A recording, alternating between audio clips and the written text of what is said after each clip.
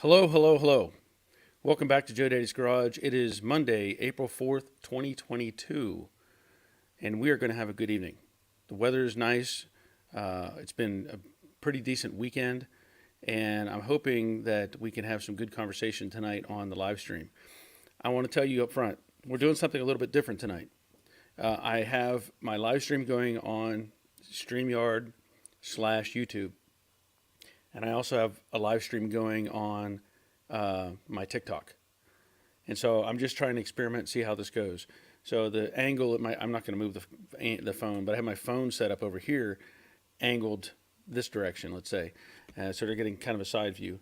And I'm going to see if there's people that have any kind of questions that they want to bring up on the TikTok, as well, of course, as here.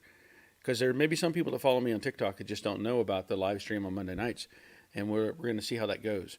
I will point out that the camera on my phone is like way too clear. Here I'm a little bit soft, a little bit fuzzy. It's not highly detailed. But this one, oh my goodness, it's like let me reset that. You can count all the hairs in my mustache on the live stream on that. So, like I said, people are jumping in and out right now. I'm seeing people come on and jump out, and that's fine. It's just an experiment. See what happens. But thank you all for being here. I know I've had some people in here early, and we're going to try to talk about a few different things tonight. And I encourage you to participate. If you have a question, by all means, ask your question, even on here. Ask your question, and we will try to talk about that. And if you have a good question, we get a good answer. You get a bell. We know how that works. And so normally, I try to answer the questions, but we also sometimes I can't. And so we have people over here in the chat box. Always helpful with this. I want to see. I'm trying to learn how this how things work between TikTok and here. It's a little bit different on the TikTok. But let's see who's here first. And right off the bat is Steve. Hope all is well. I must have all my metalwork done on my customer's 55 Crown Vic. That's a bell. I'll give you a bell for that. Glad you're here, Steve. And we have another Steve. So we have two Steves.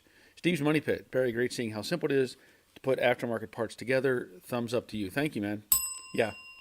Yeah, it's easy. It's just so easy. You just kind of, it's like you're watching a TV show where next thing you see, they have the whole car put together and they're throwing paint on it. It's like, oh, look, it's all done.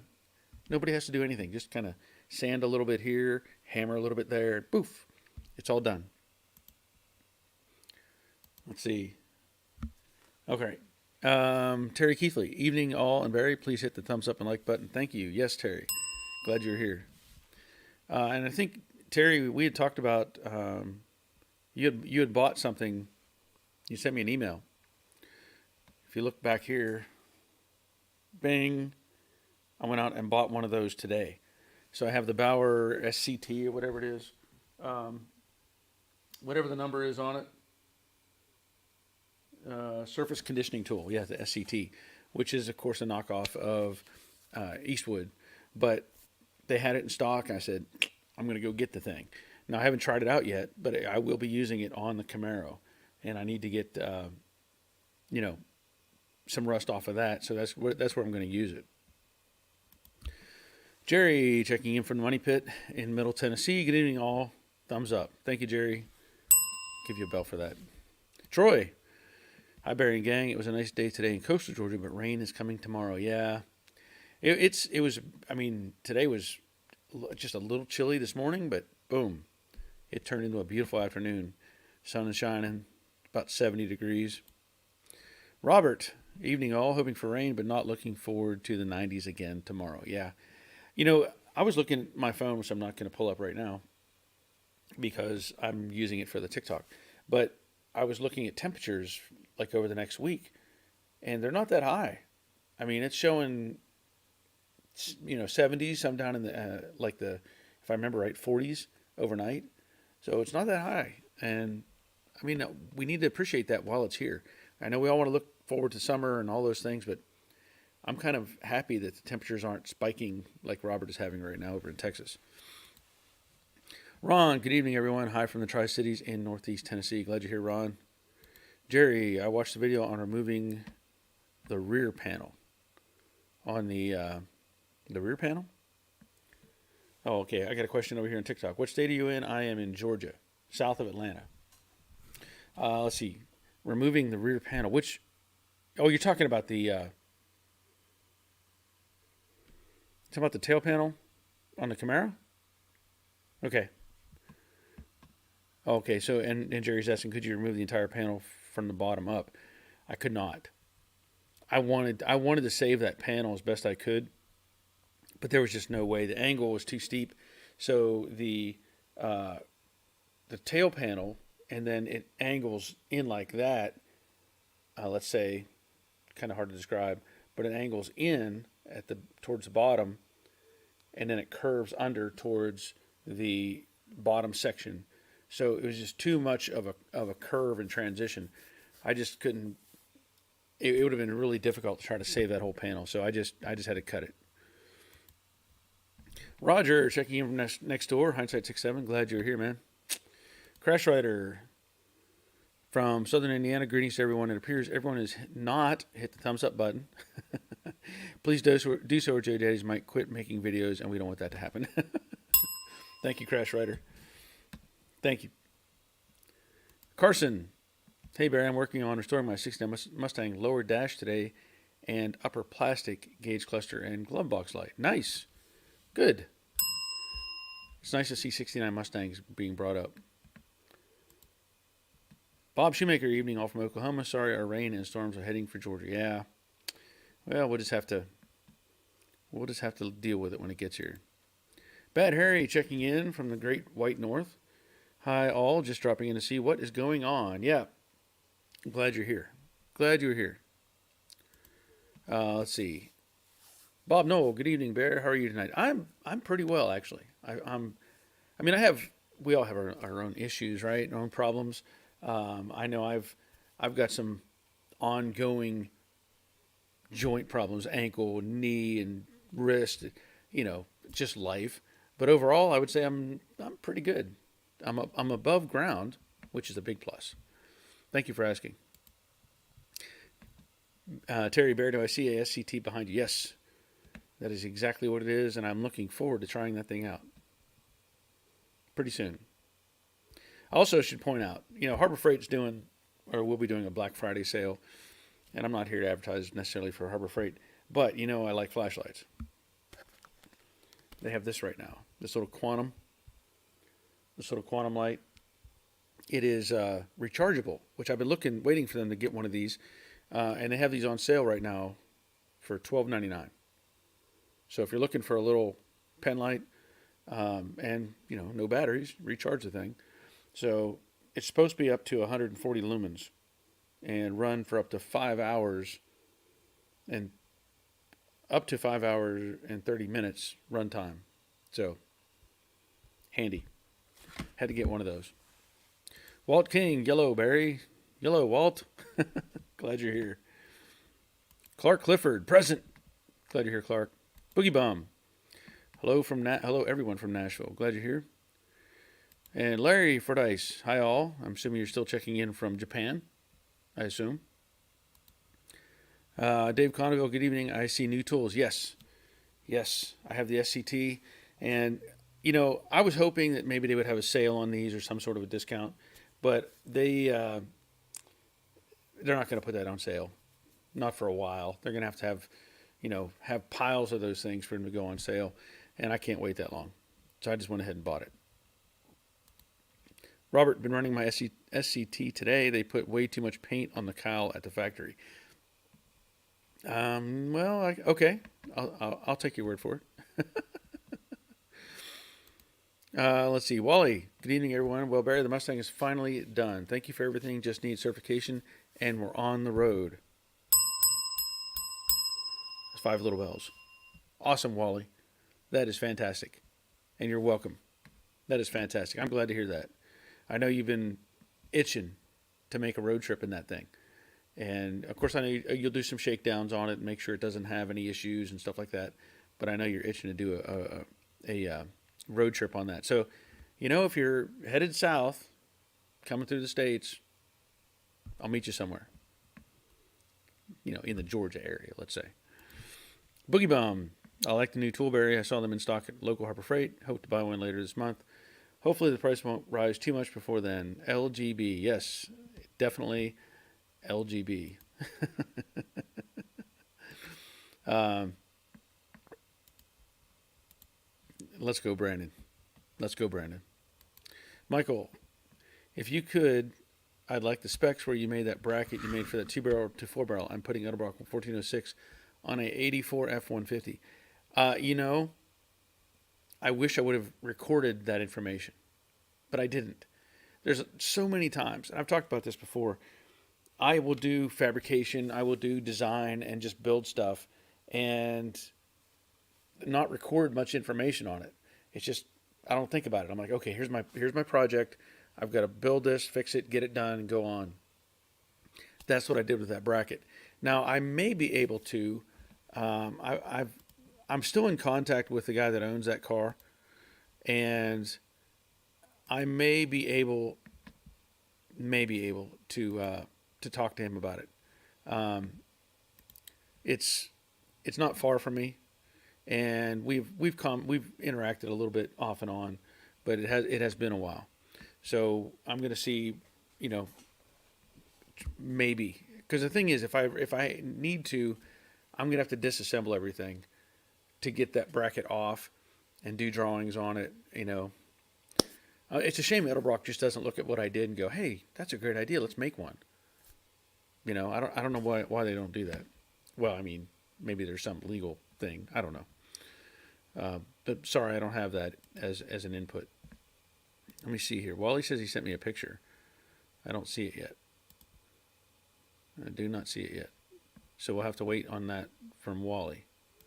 But I did get a picture from Robert. Let me see if I can pull that up. I need to probably delete a few things before I can add a few things. So let's see what I can get from Robert here. I think he was showing us a picture of his cowl on his car. Give it a second. There it is. Okay. Ooh, look at that.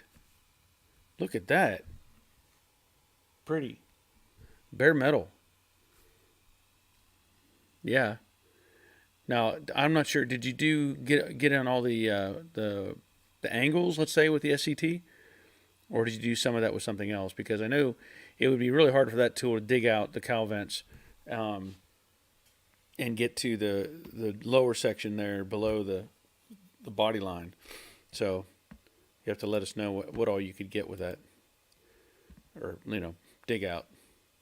Let's see where we're at. So all he says, he sent me a picture, but there it is. Oh, beautiful. Beautiful, Wally. Let me get that pulled up because we need to see that. And if you haven't seen Wally's channel, 68 Mustang Restoration, a wealth of information. And I really liked his approach on so many things on that project. Just fantastic. And we need to share this car. And maybe I should make this a picture sometime for the live stream. But here we go.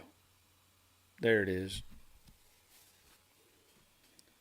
And I believe that's the Acapulco Blue, if I remember correctly. Stripes look good. Got the GT emblems on it. And I know those seats are full custom, so that's cool. So that's very cool. Yeah,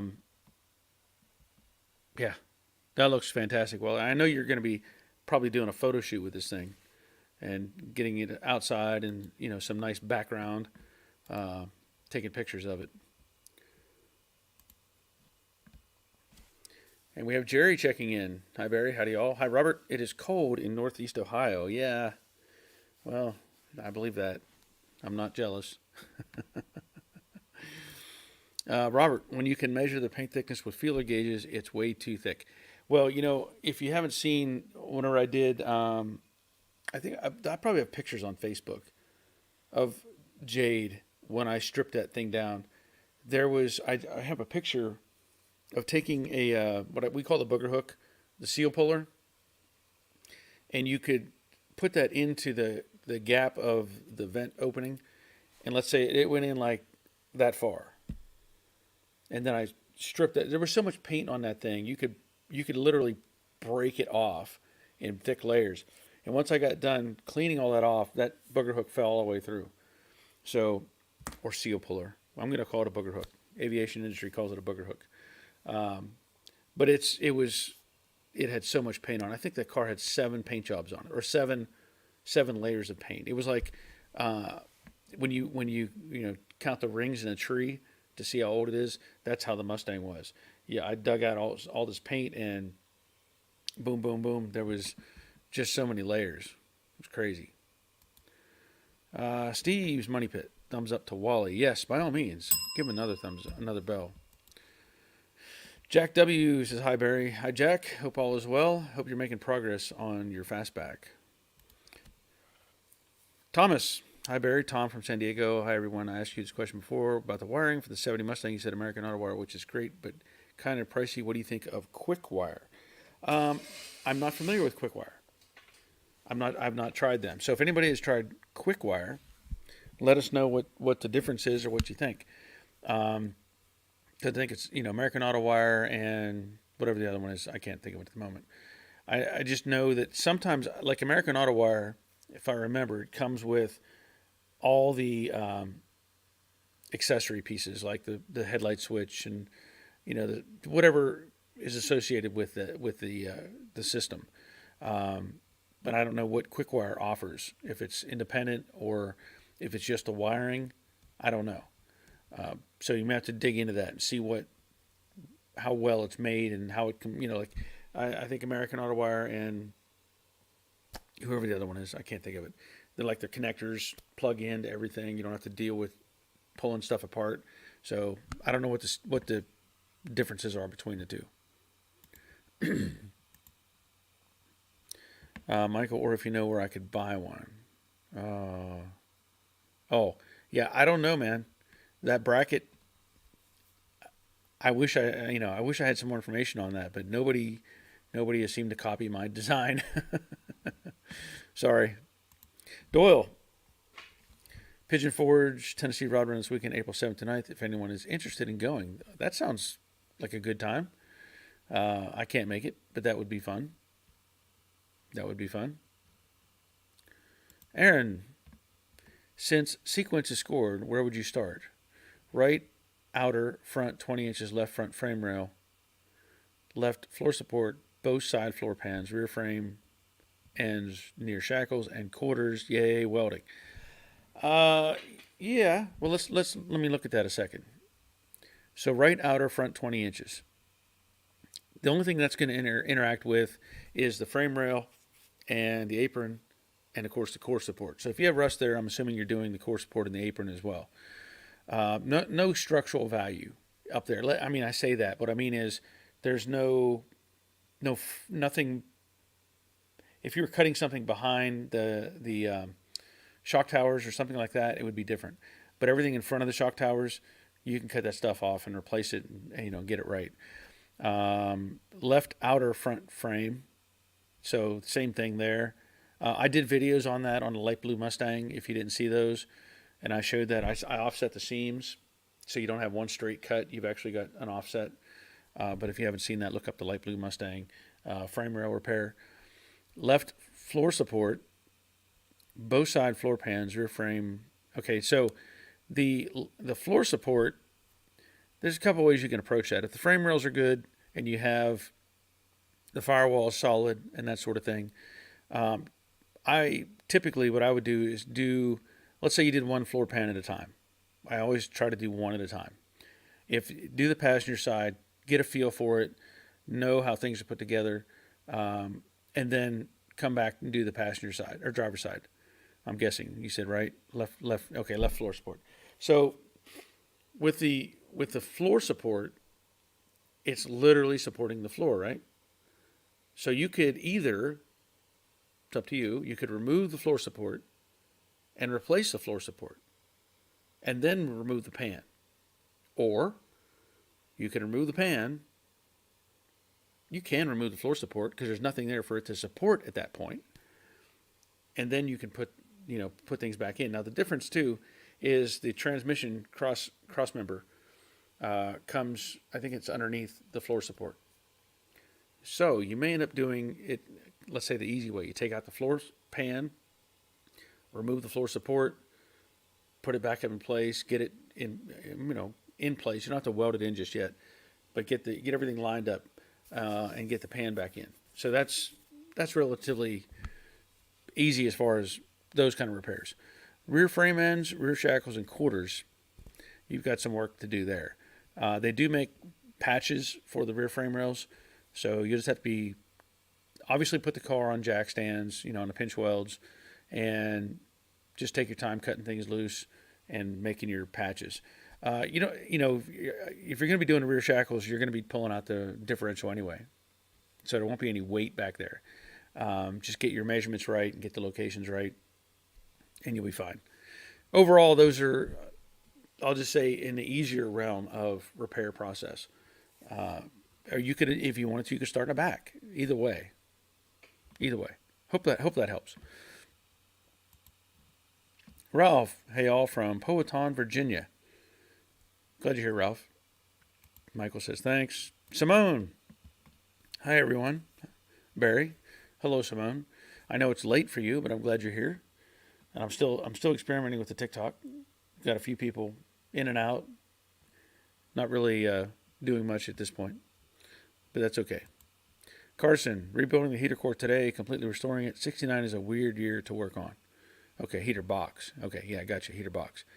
Yeah, I mean, I'll say this. I have not worked, I don't guess I've actually worked on a 69 directly.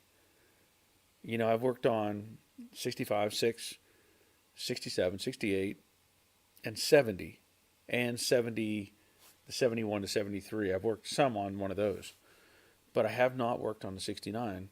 So I have to think there's a transition, kind of like the 66, 67 was a transition year into the 68, so they did some weird stuff there. Maybe it's the same thing with the 69, 68 to 70, doing some transition and some crossover stuff there. So I don't know exactly what all what all is involved with what you're talking about, but maybe there is some crossover there.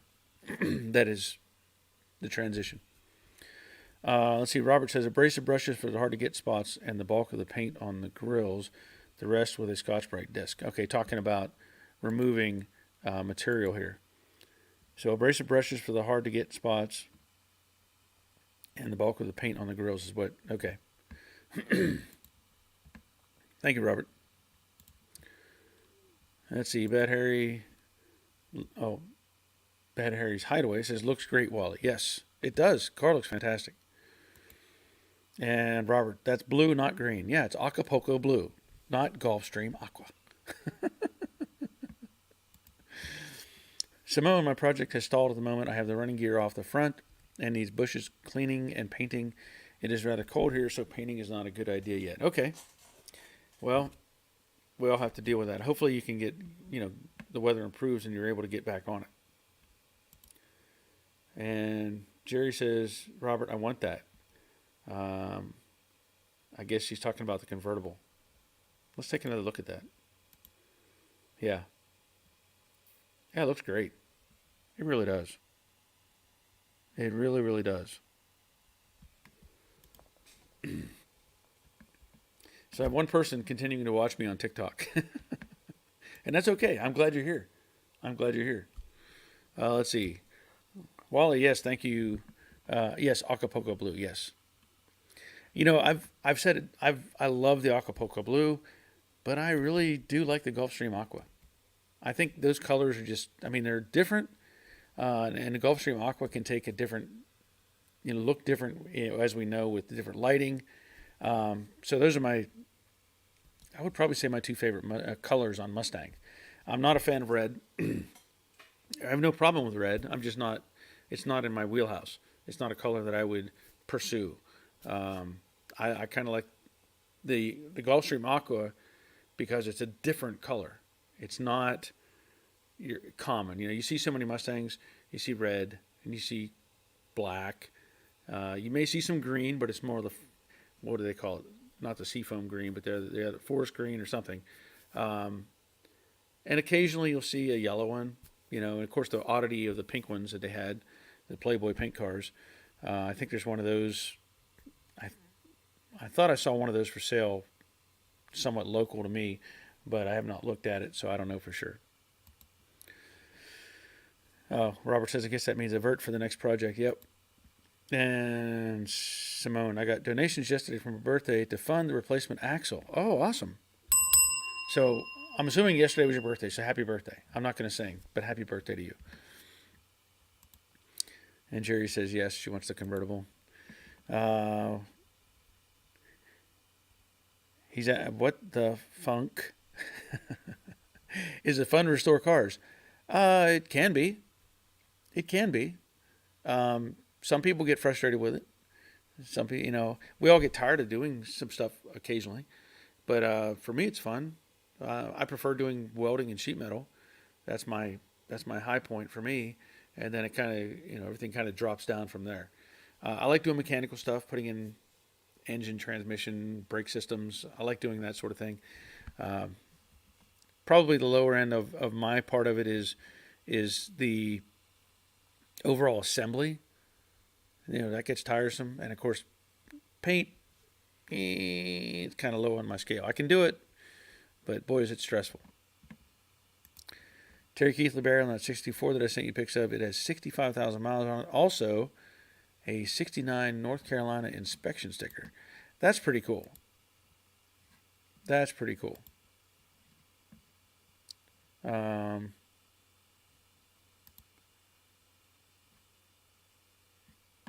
gonna upload another picture here in just a second, if it'll let me.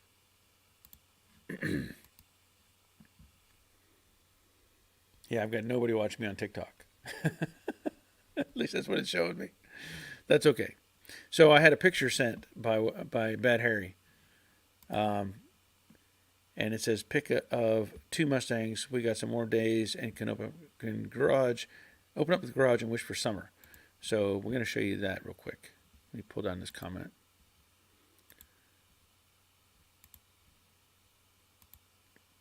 Yeah. So there's a couple of true hot rods up in Canada. Very nice. Very, very nice. Thank you. Thank you for sharing that. Go back over here. Oh, Robert, painless wiring. Yes, that's the other one. Sorry. Brain cramp, painless wiring. And that reminds me, there's another company out there. We were talking about wiring. There is Rebel Wire. Rebel Wire is another company. Now, I don't know exactly what they offer. I'm just saying that's another company. Because when I worked on the Dune Buggy, I had Rebel Wire as my provider. And it was a great setup. It really helped me out on the Volkswagen. So I don't know what all they offer in their product line. So you may have to look them up too. So Rebel Wire. Doyle, painless is the other brand you're thinking of. Yes, thank you, Doyle. I've got comments are way down on my list right now. I know I got off and I was rambling. What is it? What was that in The Incredibles? The guy, he's talking to Mr. Incredible, and he was saying, you caught me monologuing. That's what it feels like. I'm just here kind of talking to myself, but rambling. Simone says, I enjoy it. Talking about what the funk. Rick Stevenson, hello everyone. Glad you're here, Rick. Larry, there are a few AutoWire reviews on YouTube that you can check out to see the difference. Okay. Thank you, Larry. And another Larry Bibby. Hi, Barry and all. I'm glad to see you working on the basket case Camaro. Yes. Me too. Me too. I get tired of having things depressing me. And I don't have the other thing in the shop to take my vision and make me just you know what I mean. I'm enjoying being out here and doing my thing. Thomas, hi Barry, Tom again. Thank you for the wire information. I'll check it out in more depth. I also did find the sash moldings for the 70 Mustang, $400 for both used, but I just wanted to say thank you. Okay. Well, you're welcome. You're welcome, Tom. And like I said, check out those other companies. Rebel Wire was the other one I just remembered. Robert, you have to cut a hole in the floor at the transmission cross member to weld it back in, or you can bend the tab backwards and weld them in on the outside. Not correct, but will work. Okay, you're talking about the floor support?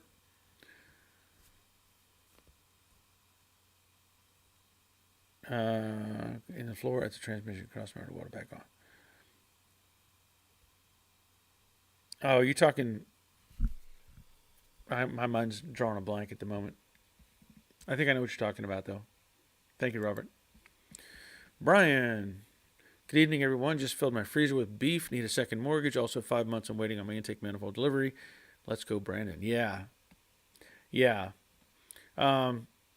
Speaking of parts, I got a notice from Kentucky Mustang that, where's it at? I had ordered, let me see where the reference is, because I had ordered parts for Jade. I don't know if it has a date on it or not. When I ordered the parts, but it was well into last year that I had ordered a bunch of stuff, and they finally got the parts in. So they sent me the wiper arms. I'd ordered the wiper arm kit, so I have 2 new wiper arms with blades and everything coming, and they should be here probably this week. Because that's one thing I needed to put on the car to help finish it. And the one I was missing, I think I was missing one, and I didn't. You don't want to have one, brand new one and one ugly looking one. So I'm hoping their copies or the repops are as good as looking as the originals, but we'll find out. But they'll be coming this week, so I'm happy about that. And even though you need a second mortgage to fill your freezer with beef, it's that's still good. That's still a good thing. Ricky Lynn, hello all. Hello, Ricky Lynn. Hope all is well with you. Simone, I would say I enjoy welding more than mechanical work. I like the fabrication element of it too. Yes. Yeah, the thing, I don't mind the mechanical stuff either. I would say a mechanic by trade, but the whole cutting off pieces and straightening or reforming or making or modifying, I do. I really like doing that. Larry, just don't have a wife. You have a big project. I have a 66 Mustang working on for 20 years. Ooh. Okay. Well, at least you still have it, right? That's a good thing. And you all have seen what I do. You all have seen all the stuff that I do. I mean, cars and trucks and repairs and modifications, whatever. You've seen all that stuff. And I won't say that, for the most part, my wife is fine with it. For the most part. I know she would like to have her own space that she could have something big, like a garage and do her crafts or something in. But she's put up with me all this time, so I'll give her a bell. Give her a bell. Carson, also easy wiring kit. Okay, there's another one. Thank you, Carson. And he also asks, how do we submit a photo to you? I've got a question. Just send me an email. It's at the bottom of the screen right now. JoeDaddy'sGarage@gmail.com. And you can just send me the email, and I can look at the picture or whatever. We can post it up here and see what's going on. So it might take a little bit. Sometimes the email is like snail mail, and it doesn't show up for a while. But give it a shot. Simone, could I send a photo of my project, Barry? I would like your opinion on the car. Yeah, sure. Send it. Send it to the email. Robert, Ron Francis wire works as well. I'm using a generic harness, which is far cheaper, but not for the electrically illiterate. Yes. Yeah, Wiring can be a nightmare. And the easy out is to buy a kit that has everything in it and all the connectors match. But, as an option, if you can do the stuff like Robert's saying, you can find another way out, another way to do it. Clark is saying, yeah, Shishak. I think he misspelled it up there. But yeah, Shishak. Yeah, I mean, and I get that. I have a pretty big footprint of cars and tools and the shop and all that sort of thing. So I get that. But the nice part is she knew what she was marrying. It wasn't like I surprised her. She already knew, cars were a big thing in my life, and she married me anyway. So again, I have to give her credit for that. Bet Harry, I have a very understanding wife with my drag racing habit, and building a 67 resto mod takes a lot of my time. Yep. Well, I think I'm at a point now where my wife is like, "What are you doing in the house? Go back out in the garage." So maybe more of, "Get out of here, leave me alone." And I get that. I get that. I'm trying to see if I have any viewers on TikTok. I don't see very many. Doyle, Southwest Performance and Summit both sell wiring keep. Just keep in mind, better to have extra fusible locations for future expansion like power windows, etc. if you want to add them later. That's a good point. I guess you're trying to say Summit both sell wiring kits, not keep. Okay, that makes sense. So I've not looked into their kits. I don't know, how they compare to anything, but that's a good point. When it comes down to it, wire is wire as long as it's the same thickness or diameter, the gauge or whatever. So if one company is using 12 gauge or 16 gauge or 18 gauge wire and the other one's doing the same thing, it's the same wire. It's not like they're not going to do something different and make it completely different than what's called for. So good point. Good point. Oh yeah. Okay.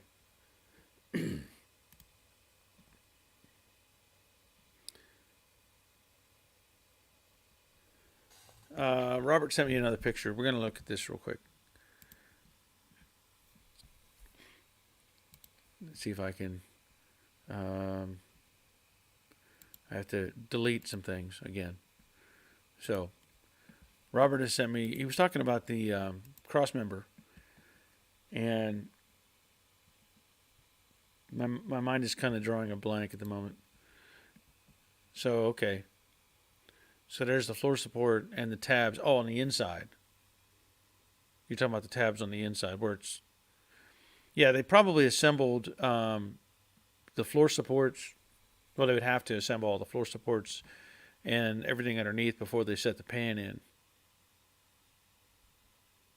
So, I see what you're saying now.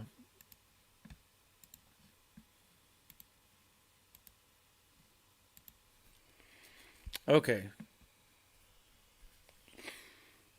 So I'm going to see if I can download this picture. Carson sent me a picture.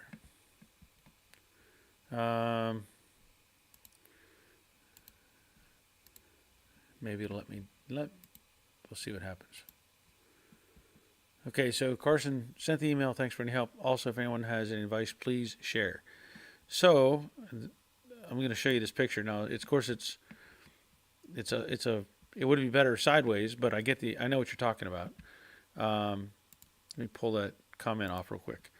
The question that he's asking is, how would you go about restoring those white circles on the dash? I'm going to respray them black and want to repaint them white too. So you've got the little rings that would go around the gauges. Now, what I've done on those, and I've done a couple different things on cars. on those rings, and Robert probably has a great answer. I'm going to assume Robert has a great answer. But I've used the paint. Let me pull this picture down for a second. I've actually used like paint in the little, I don't know what they call them. They're the metal tubes, where you can shake them up and you press in on the end. It's almost like a Sharpie, but it's actually paint. I've used those before to detail a dash. Now it was a ridge, like the ridge line that went all the way around it. Looks like, originally they were kind of chrome. I'd used that to put silver, around that gauge perimeter, and it worked really well. So that may be an option for you. It may take some, time if you can get a nice white paint stick or whatever those things are called, and when you push in on the end of it, it adds more paint to the tip, and might be able to just walk that around, and fill that in. I don't know how well it would overlap. Like if there would be, like if you made a couple passes, if it would blend. I don't know, because everything I've done has been kind of narrow, and you can just follow the pattern. So that one you may end up putting a couple layers on. Now I'm going to assume that Robert has a good answer, because I know he's done some stuff with that, I think. So let me pull this down, and let me see. Matt. Hello, Barry and all. Good to see progress on the Basket Case Camaro after all these years. Yes. I'm telling you, I'm enjoying it. I'm really, really enjoying getting in there. Robert, the cheaper harnesses use PVC insulated wire, whereas the good ones use a cross-linked polyethylene. Usually TXL, SXL, or GXL. The difference in those is the thickness of the insulation. Okay. Well, see, I knew you would have a good answer. At least on the wiring. I mean, I'm just, my thought was, I was looking at the wire itself, the thickness of the wire, but that makes sense as well. So you use PVC insulated wire, whereas the good ones use a cross-linked polyethylene. Okay. Thank you, Robert. Great answer. Stay tuned. Okay. Aaron, Robert says, thanks for the pick. I understand what you're saying now. Okay. Good. Simone says, sent an email. Here we go. Oh, now that's an interesting car. And let me see who else. We have another picture, or two, or three. I'm gonna have to. Let me see if I can download all those.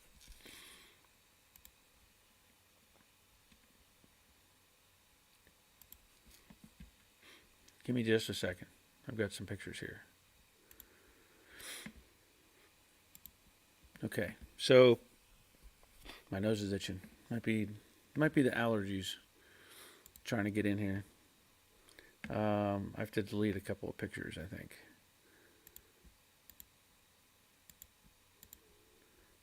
My queue is full at the moment. Okay. So I'm going to add, which one? This one.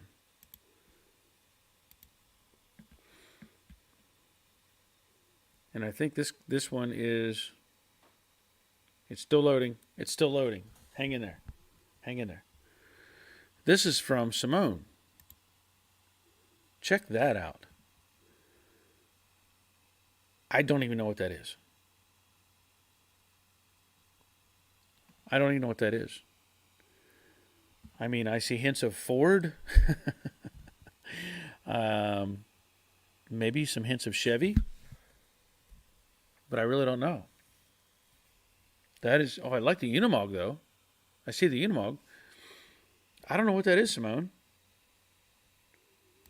But I like station wagons, too. That's pretty cool.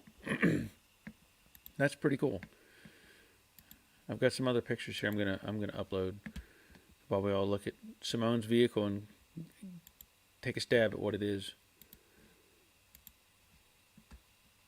Because I don't know. I mean, the wheels are even different. The wheels kind of make me think of the of like Volkswagen wheels, but I know it's not a Volkswagen, obviously. Okay, downloading these other pictures. Let's go back to the comments.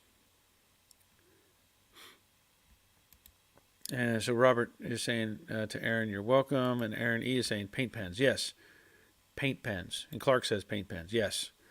And Robert says paint pens. And Simone says paint pens. Okay. All right. A bunch of bells for everybody answering paint pens. Yeah. And Doyle, I have a silver paint pen for my trim on my dash. Small tip, just tape off the areas to keep off unwanted trim. There you go. Good answer. Robert, for the bigger stuff, you could mask it and use model car paint and an airbrush. That's a great idea, too. Talking about working on the dash. That is a great idea. Okay, let's go back to this. Yeah, we have to find out what that car is.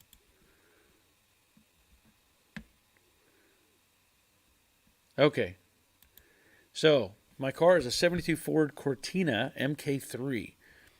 That's pretty cool. Cortina MK3. I don't know what MK3 stands for, but that's pretty cool.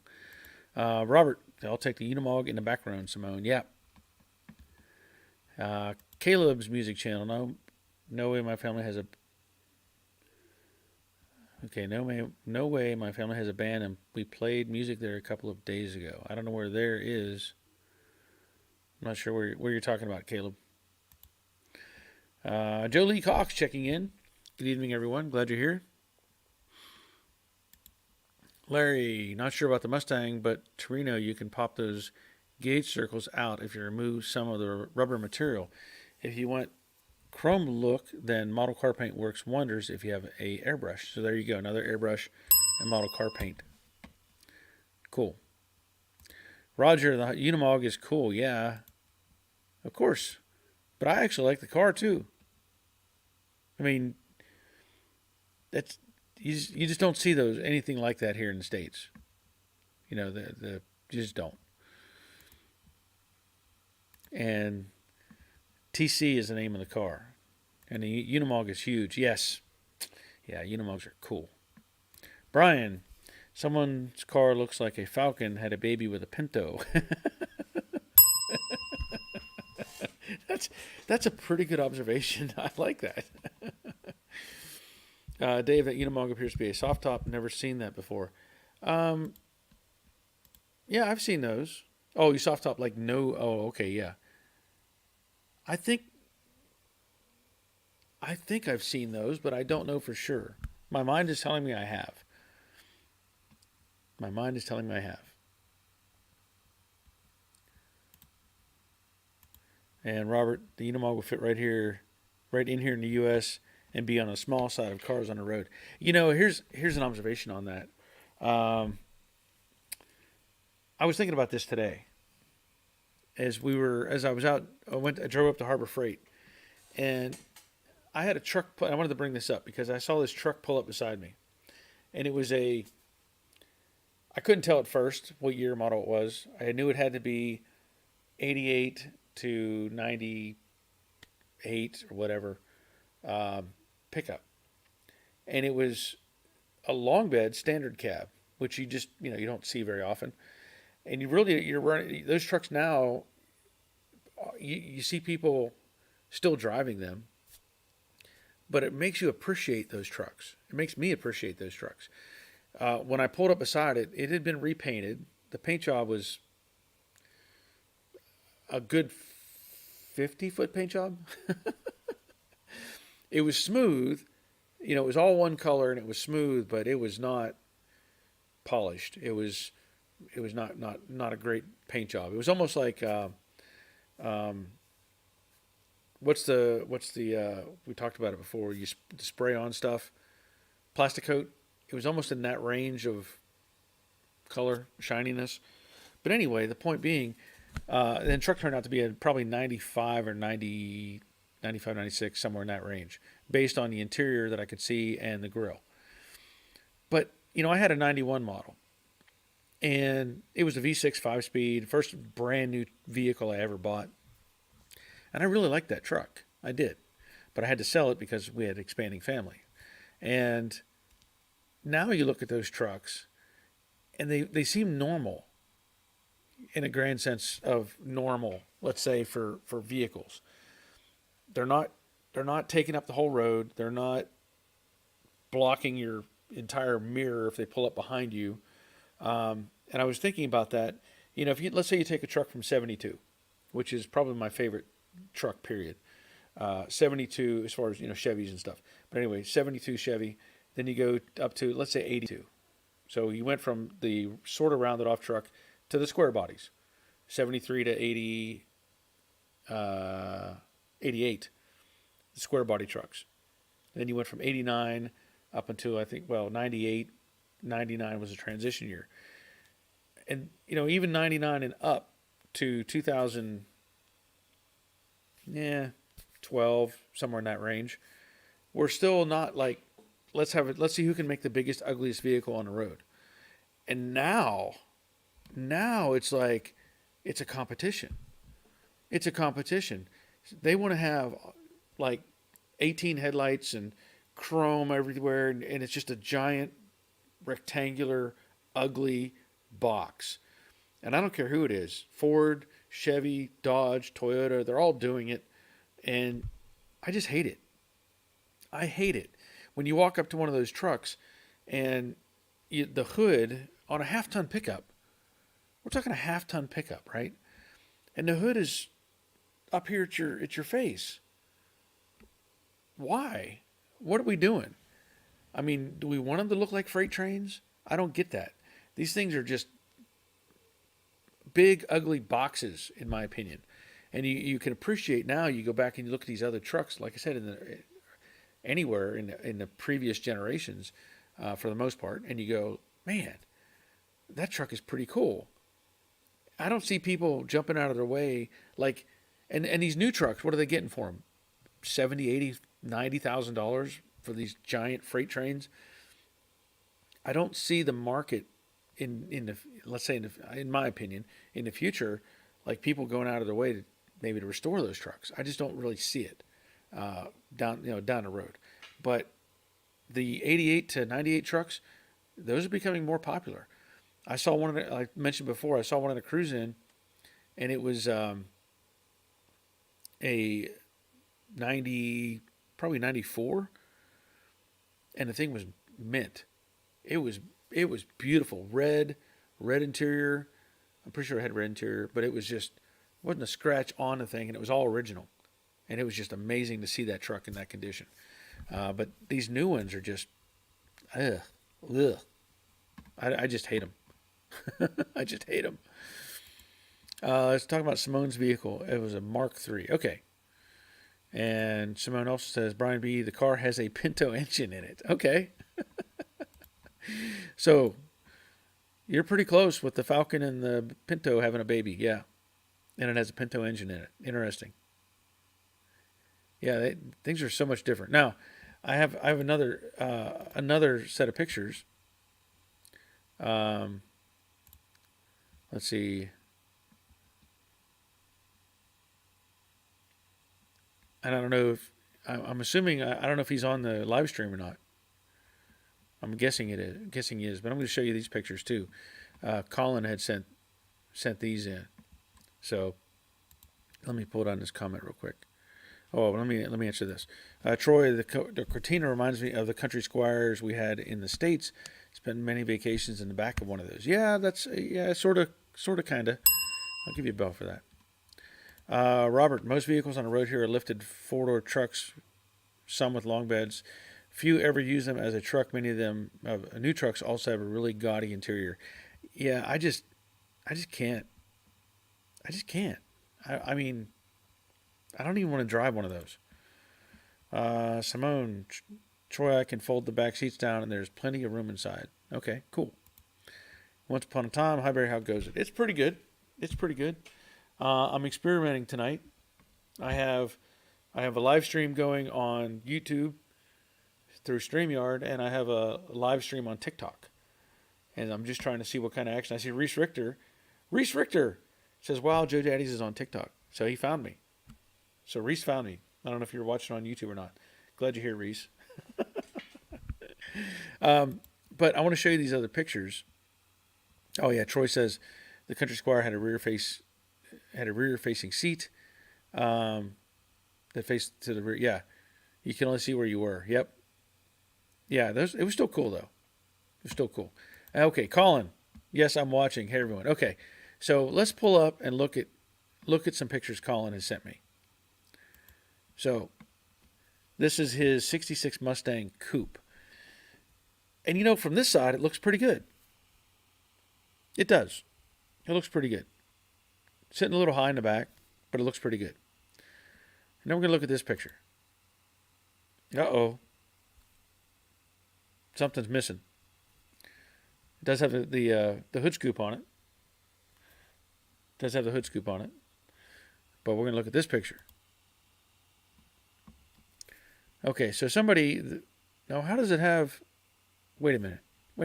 There's a wheel on this picture. And a leaf spring. I see that much. Did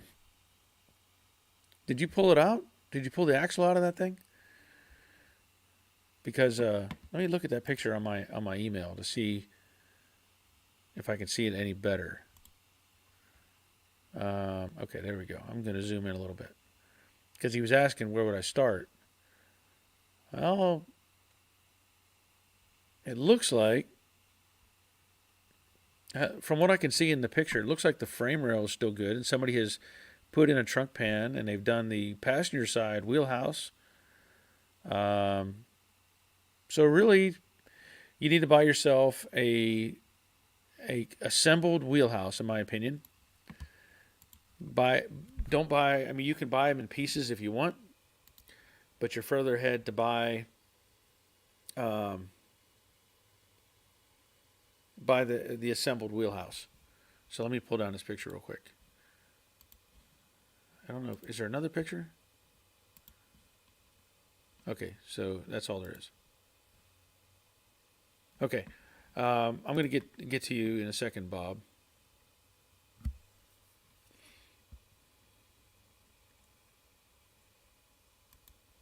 We'll talk about Bob's stuff too. Just a minute. Okay, so let's go back to Colin.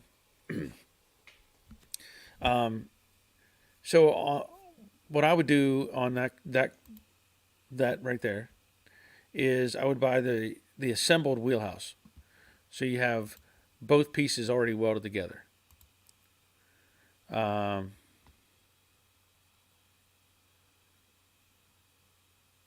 Let's see. Hold on a second.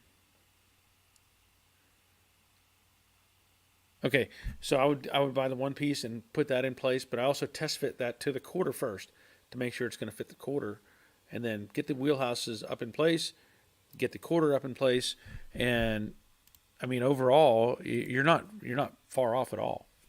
That's now the tricky part is knowing whether you have a good tail panel, and how well the passenger side quarter was put in, so you can get some cross measurements. Of course, everything involved with that is going to be test fitting, and getting stuff lined up, setting the deck lid on, all that stuff, and make sure it lines up before you finish welding. I don't know who has done what to this vehicle, but that's where I go with it. Test fit all that stuff. Simone talking about rear-facing seats sound cool. Yep. Brian Barry, I had a $7 million Dodge Power Wagon standard cab, 440 big block, 727 original, no rust. Imagine it's worth today. I have. Yeah. I know where there's a Power Wagon sitting right now. I'm not sure what year it is. Probably 80, 83, 84. I don't know. I think it's still there. I don't know. If I've had interest in going, maybe I should get a hold of that, but I don't have time. That's the hard part for me is my time. Once upon a time, the headlights missing. Yeah, talking about the Mustang. Simone, looks like the Iron Giant took a bite. Yep, it does. Colin just put it in. The photo on all four is most recent. Okay, so you put the axle back under it. Okay, good. Robert, and it had to be the driver's quarter. Why couldn't it be the passenger side one as they fit much better? Yes. Yeah. And Colin, new trunk pan, floor pans, all the parts and pieces are in the body waiting to be welded on. Okay. That's a good thing. Jerry, see y'all later. See you, Jerry. Glad you were here. Troy, Colin, make sure you level the car when you get it off the trailer. It looks twisted from the picture. Yeah, it could be a little distorted there. So yeah, make sure that's a good point. Thank you, Troy. Uh, Car guy Troy, hello there, dropping in. Glad you're here. Colin will do thanks. And Nash Boy TV, hello, sir, watching here in the Philippines. Awesome. Good for you. Good for you. So I have at least one watching on TikTok. At least one. So we're just trying this. I'm just trying to see how this works. I've tried to do other live streams on TikTok, and I was doing it while I was working on something. Really didn't pan out into anything. So I don't know. We'll see how it goes. Masked Motors DIY. I'm about halfway finished with my current project. That's why I'm about to buy 3 other projects. Yep. Always have to have something waiting. Brian, have to go finish cooking dinner. Y'all have a great week. Glad you're here, Brian. Hope you have a good dinner. Phil Clifford, enjoying this video set. Thanks. Good. Once upon a time, strange thing, but I always like canary yellow on the right car, very close on camera behind you. Yeah. I mean, I'm okay with canary yellow on certain cars. This car was originally rally green, and they started doing repair work, and it was the wrong path. But I don't know what they did with this paint. I'm not gonna prep the car to be yellow. I plan on getting it, have it in primer whenever, because I'm going to be selling the car. So I have to look into probably stripping this stuff back off and considering what I need to do to make it right. Because I was looking at it earlier, and there's places where they sprayed yellow, and you could take a fingernail and dig at it, and it comes off, and there's green underneath. So I don't think they prepped anything when they put it back together, or when they started putting on the paint.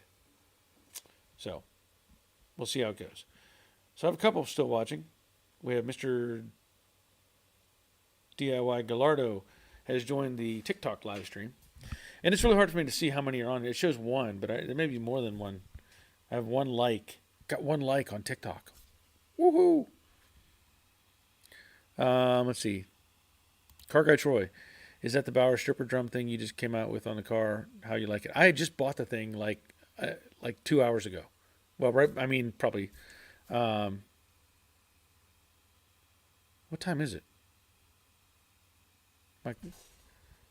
Is it 8 o'clock? Yeah, it is 8 o'clock. Sorry. So I bought it like 2 hours ago. I don't know. I had a brain cramp there for a second. But I bought it like 2 hours ago and just brought it home. And along with it, I was talking about these as well. These rechargeable lights are now on sale at Harbor Freight, $12.99. So if you're looking for one of those, good idea. But I have yet to try out the stripper. The SCT stripper. Don't go there. That's not appropriate. Okay. Robert, too bad the Camaro is an Avert, as that could have been a good project for her, then modified the 66 to my taste. You can still make it a Vert. You could. It could still be made into a convertible. There's time. There's time. You could make it into a convertible. Wouldn't take much. Once upon a time, certain greens are lovely. Yes. I mean, I like green. I've always been a fan of green. Certain greens. I don't like the seafoam green, the light greens. The Gulfstream Aqua, obviously, I like. Rally green, I think, is a great color. I do like green. Earth tones. I like earth tones. Once upon a time, it's 1:05 a.m. here. Okay. Well, I'm glad you're still up and hanging out. Clark. That Bauer is 150 near me. Yeah, it's what it is here, too. Not much you can do about it. They're not going to put these on sale. No way they're going to put these on sale. They're going to stay that price. Michael Austin, thanks, Barry. I guess I got to go. You're awesome. Thank you, Michael. Glad you were here. Glad you participated. We have 86 people watching on the live stream, which is fantastic. And I'm going to pull up some more pictures here because we had talked with Bob about his project. I think it was last week. We talked about Venus and the concern of doing body work a certain way. And this is something I've talked about when doing body work on cars, and I've demonstrated this, that we all get carried away. It's just normal for us, in a sense, if we're block sanding, to just sand off all the filler we just put on. And I will say this while I'm thinking about it, and I probably mentioned it before. I don't know. Years ago, when I had the body shop, two of my kids, I think, came over to help one day, and at that time, my daughter was probably 11 or 12. I don't know, somewhere around that range, something like that. And we'd done some body work on a car, some collision repair, and she wanted to help. And I said, okay, I want you to block sand this. And I told her, I said, when you're block sanding, I showed her the motion and what you needed to do. And when you get to this point, and the point was, whenever let's say the body color, the filler is green, when you start to see it look like a shadow, when you start to see that, stop. Just stop. Because you're not going to do yourself any favor by knocking off more material. It just doesn't help. You want to have it all smooth with the filler. So I know Bob had I don't know if I still have those pictures or not. He had sent me a couple pictures. That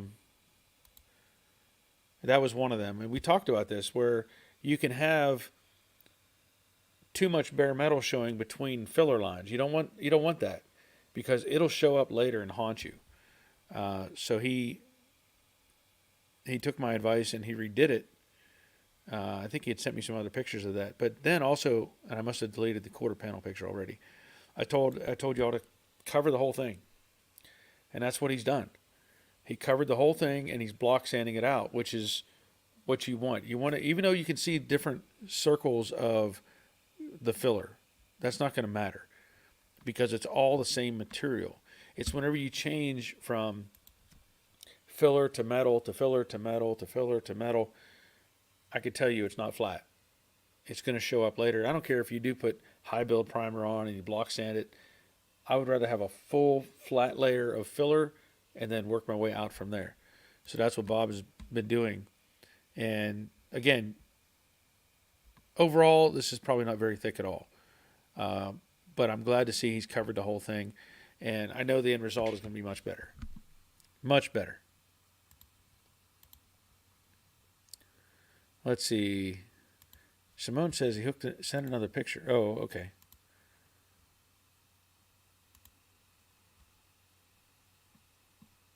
So, let me see here. Whoops.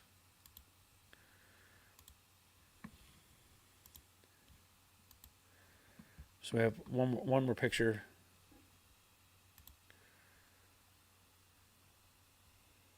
Okay. So that's a teardown. That's a teardown of the Cortina, I'm assuming. That's pretty cool. That is a fun pick. That is a fun pick.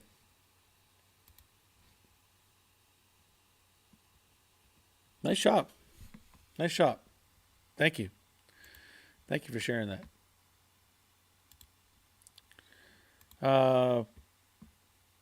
Matt, Green Day basket case Camaro. Haha. Yeah. Thumbs up, folks. I did. Yes. Thank you. Thank you. Once upon a time. Doyle, you can make it a T-top Camaro using some 80s top parts. I could, but probably not. Probably not. That would not. I could not do that to the original style of Camaro.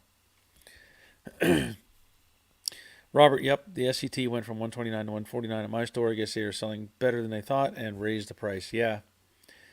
Yeah, I wish I would have got mine at 129, but they didn't have it. They didn't have it in stock. So now that they have it, they're charging for it. Aaron, glad I got mine at the 129. Yeah. And Simone, that quarter looks great. Yep. And nice job, Bob. I agree. Give Bob a bell for that. Once upon a time, my dad used to be a coach painter, And I always said when you put filler over old paint, it doesn't show at first, but there's a slight lift around the filled area to be seen through the paint. Put filler over old paint, but there's a slight lift around the filled area to be seen. Yeah, I get what you're saying. And we used to have a name for those areas,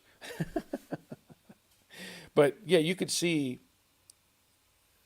the circle. Let's say if there was a dent, I guess that's assuming what you're saying, that there was a dent in a panel and you filled it up with filler, and then just kept working it. You think it's gone, but it's really not. It's really not. It's crazy. And I would say 90% of the population or more probably would never notice such things. I can see it. And that's why I say do the filler, make it smooth all the way across, and you'll be much happier in the end with how it looks.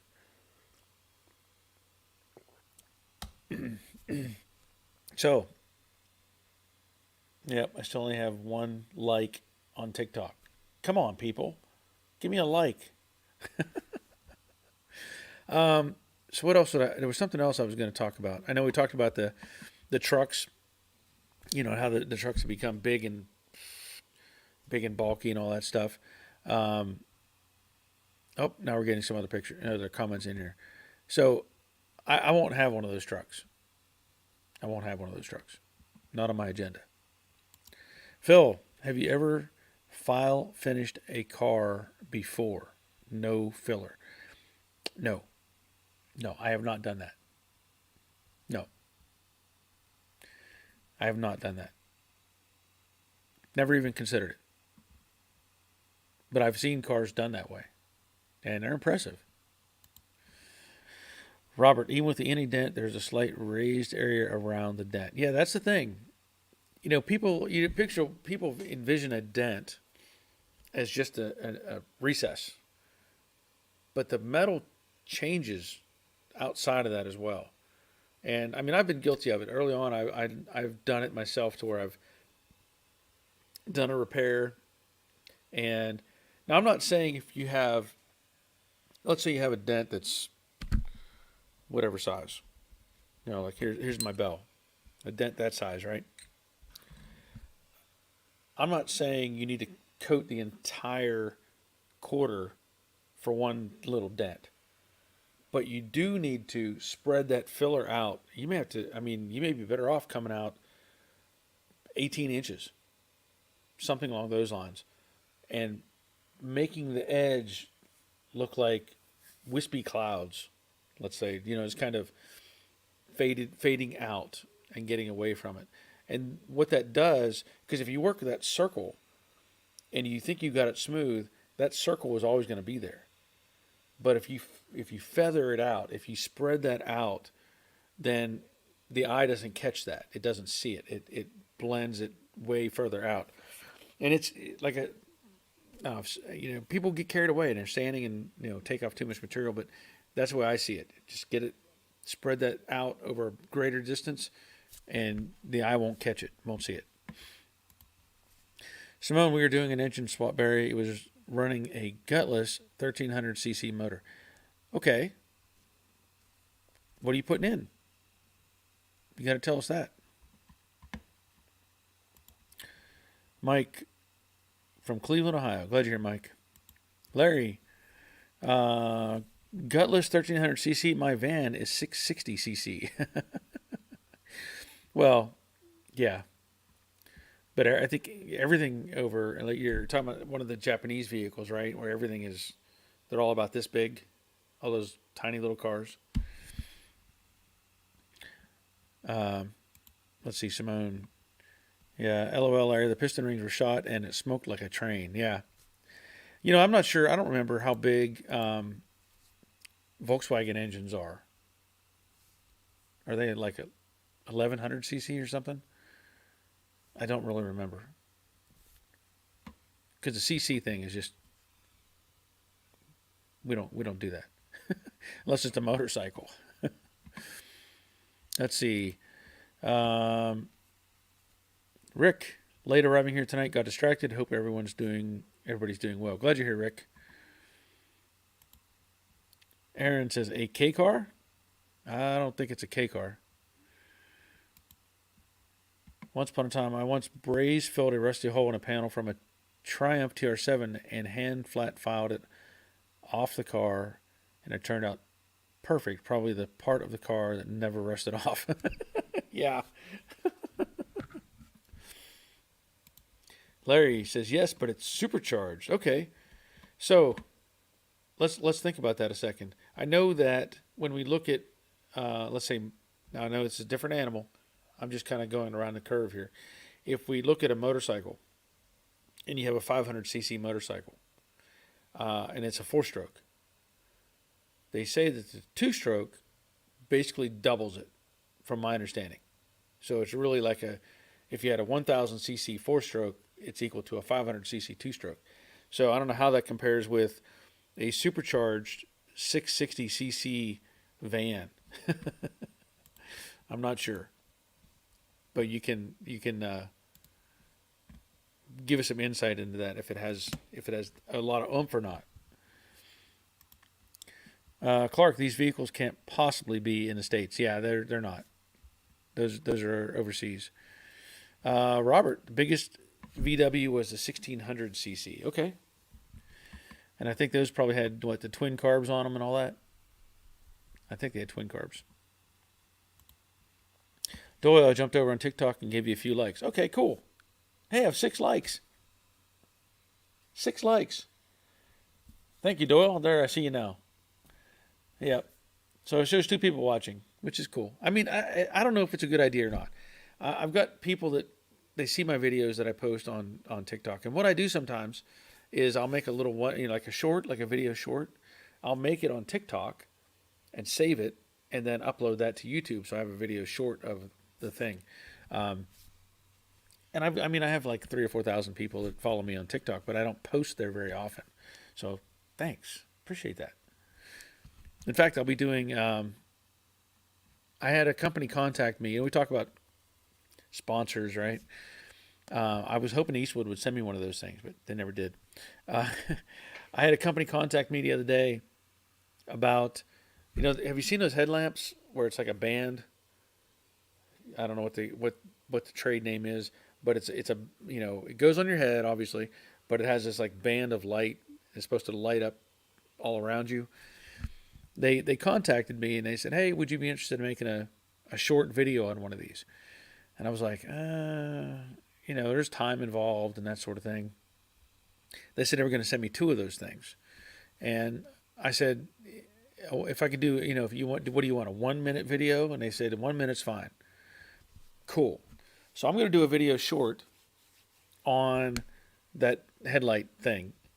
Because we always need more light. I just talked about that earlier. I got another light. But I've been wanting one of those, the headlight band things anyway. So if they're going to send me 2 of them, I'll make a little video. And it'll be a video short. Simone, I was planning on a 2-liter engine, but that went to another car. I ended up with a very reliable and nippy 1600. Okay. Yeah, because it was a Pinto engine. I think 1600. What size did they have? Because my brother I know he had a Pinto wagon, and he had I guess they had I think 1600, maybe that was, no, 2300, right? I want to say 2300 was the biggest Pinto engine, I think. But I know he had one of those in his Pinto wagon. That thing would scoot. It was pretty quick. Once upon a time, anyway, regards to you all. Take care, folks. All the best. Thank you. Appreciate it. Have a good night. Larry does 130 kilometers per hour, 150 if going downhill. Oh, it does 130 kilometers per hour. 150 going downhill, but great on gas. Let's go, Brandon. Yeah. Let's go, Brandon. Cargo Troy, I have a Karmann Ghia. We just built a 1968cc Ford. Dual Webers, runs pretty good for what it is. Kind of fun. Yeah, I'll bet. I will bet. Dave Britton, hi Barry, good to see you. Well, I'm glad you're here, Dave. I know I can't see you, but I'm glad you're here. Appreciate it.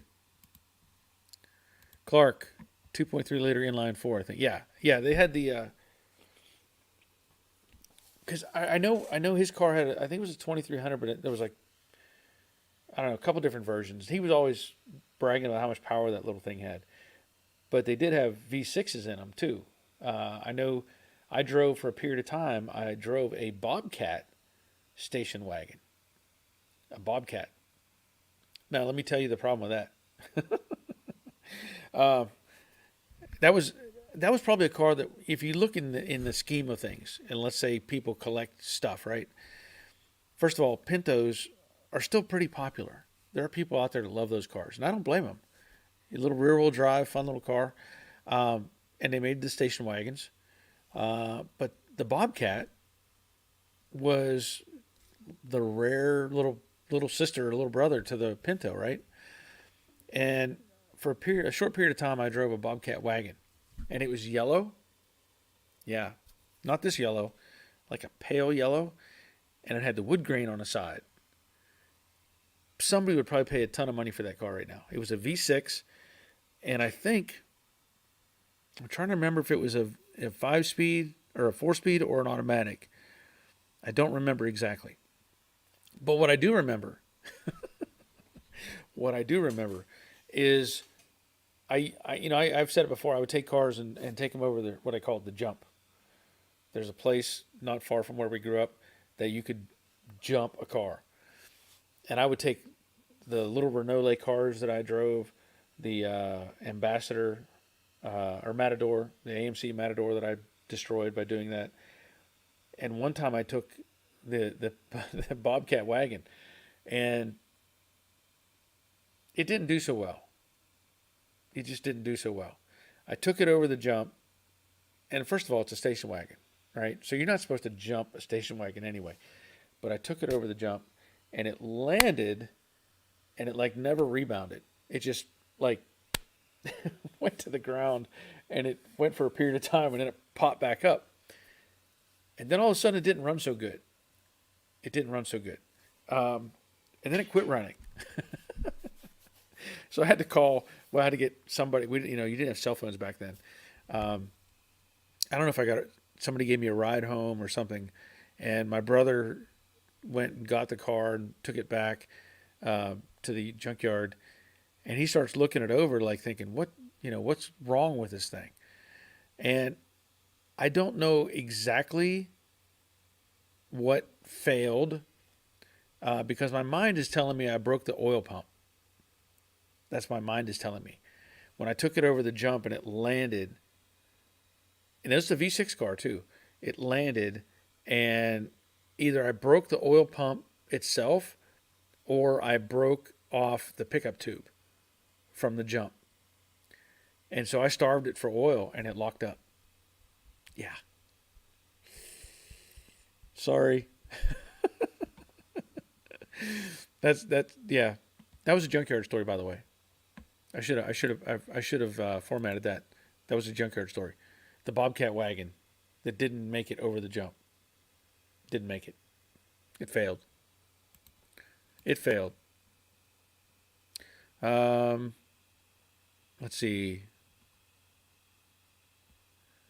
Yeah, Clark was saying a 2.3 liter, 2300. And Robert, I have erased Pinto information to make room for more important stuff. Terry Keithley, the 2800 V6. Yeah, they did have the 2800 V6. And I think that was in the early, wasn't that what they put in some of the Mustang 2s? Was that V6? Of course, it was just a glorified Pinto anyway, but yeah. Dave Britton, best thing about the Pinto is that it would take a 302 quite easily. That is true. That is a valid point right there. Now, and Dave, I'll tell you this. This is relatable to the junkyard stories. I'll just give you another little junkyard story. Talking about Pintos. My brother had this Pinto. It was not a wagon. It might have been a wagon. I don't know for sure. But he had this vision of building this different type of vehicle. Now that I think about it, it probably was a wagon. But he was going to make a Pinto pickup. Yeah. You always have these ideas. And to give you some context to that. My dad used to take station wagons from the 60s, like big Chryslers and whatever, and he would cut off the back of the, make it a cab. He would cut right behind the door on, and cut the roof off and the whole back of the car, and then put plywood in the opening and with a piece of window in it. And he would use it to haul stuff. At the time, if you needed a pickup truck, you just made one. Take a station wagon, turn it into a pickup truck. So my brother had this idea, and I'm going to have to think about what the car was. Sometime in the early 60s, there was a Mercury Monterey, maybe that was it, where it had the retractable back glass. Somebody could probably agree with me on this, but it had the retractable back glass. Think about that. This is a car in the 60s. They did this, I don't know how long ago, in like the Ford trucks, they had a piece of glass that would do that. But this, it was about, I don't know, maybe 3 feet wide. It had solid panels on the sides, and then it had this retractable center section that went down in behind the package tray, like straight down. So my brother took this Pinto, and he got one of those units out of the Mercury, whatever it is, Monterey or whatever, and he mounted that in the what would be the back of the Pinto, and he built a frame for it and everything, and it worked. He had it all figured out to where you could seal it off, and it actually was kind of cool. But it was one of those things that, okay, we did it, let's move on to something else. So it never really got on the road. It was just like a kind of a test mule. Could we do this? And so it was just one of those things. But I'm pretty sure it was I want to guess it was a Mercury Monterey. I think. Dave Britton probably knows. Let's see. And Dave says, could keep up with the V8 in Vegas that way. Yeah, putting a V8 in the Pinto. Yep. Doyle, I had an 81 Ford Probe with 3.0. It was really quick. I wish I had it back. Yeah. I think the Probe was actually, it was a European car, wasn't it? I mean, I think they sold it obviously under Ford. But I want to say it was, a European body car. And Clark, the Pinto motor was the Lima engine. Okay. I'll take your word for it. I don't remember. Frank, I'm late. Well, you're here. Aaron, pulled a bit too much of a Duke Boys invitation. Yeah, I did that a lot. I jumped cars all the time, and some of them didn't do so well. Dave, the cool factor of the Bobcat wagon doubled when you said wood grain. Yeah, I'm telling you. So if that car existed today, somebody would be out there paying big bucks for one of those. And it had a brown interior too. Yeah. Brown. Tannish brown. Yeah. It was a very, it was a cool car. Sure was. Robert, if it wasn't Lima engine, it would have been the kidney bean engine. Yeah. Simone, in the UK, in the Cortina, we only had 1300, 1600 Kent Crossflow, 1600 and 2000 Pinto. South Africa had 2.0 V4. V4? Really? No. I'm going to say inline 4. I wouldn't. They surely didn't have a V4. 2.5 V6, 3.0 V6. Oh, my phone's dying. Wait a minute. It's going to low power mode. Okay, so I'm going to say goodbye to TikTok. Goodbye, TikTok. Thanks for being here.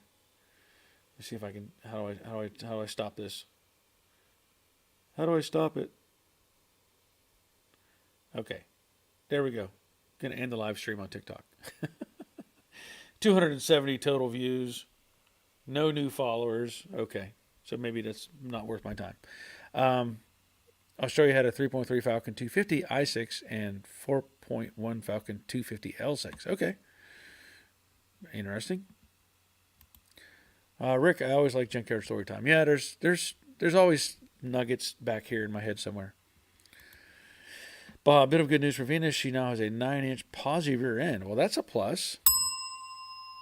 That's a plus. Um, and I have another picture from Bob if I can get it to upload. So we'll let that cycle through and see if I can't look at some of these others. Terry Keithley, Barry, I had a 79 Mercury Bobcat wagon, 2000 V6 wood grain on the side. I called it the BC for short. Yeah.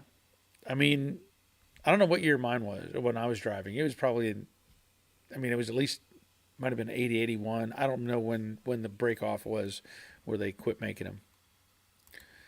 Dave, yes, it was a Monterey. Yeah. I think there was two versions. I think there was a Mercury Monterey, and I want to say that maybe there was a Ford version. Maybe. But I know it was a Mercury. So thank you, Dave, for backing me up on that. Fordez Montego. No, it wasn't the Montego. The Montego came out in the 70s. The Monterey was in the 60s. Roger's saying the Probe. I got you. Got a little star there. Probe was a Mazda, I think. Yeah, I think it was too. Harvey, the Probe was a Mazda. Okay, so we got a couple Mazda inputs on that one. Car Guy Troy, the Ford Probe was supposed to replace the Mustang. Not so much. Yeah, it didn't. And there was another one. What was the other one? The Mercury Mercure. Remember that thing? I think it was called Mercure, I think. Had the goofy windows. Remember that car? Had like side glass that only like half opened or something. Do you remember those? I don't know what they had for a drivetrain, but that was a different vehicles as well. Clark, the Pro was a Mustang replacement that the consumers were resistant to. They didn't want the Mustang to go away. Yep, I believe that. Rick, Ford originally intended the Pro to be the new Mustang. Glad they changed their mind. Yeah, I'm sure the industry did all it could, people being involved, to shut that idea down. I think Robert and Roger are doing their job tonight. Got a few psychos jumping in here. Shopcat Industries. Hi, all. There was a proposed front-wheel drive replacement for the Camaro Firebird 2. I don't remember that, but I'll take your word for it. Clark, the Probe only sold around the San Francisco and Denver areas. That's strange. That's interesting because they were, I know they were here in Georgia. I know they were. Doyle, designed by Mazda, but the V6 engine was by Ford. Interesting. Thank you for that, Doyle. Aaron, every time I hear Posi Traction, that scene from My Cousin Vinny plays. Okay. I get it. I don't remember whatever her name was, but yeah, I remember that. Randall, had to run to Oregon on business last week and stopped by West Coast Classic Cougars, dropped off spare parts I will not need, and traded for stuff that I do need. That sounds like a good deal. Also bought new wheels, re-chrome bumpers, and other goodies. Awesome. Good. Robert, I look at the radar for 5 seconds and spam pops up. Yeah. Sorry about that.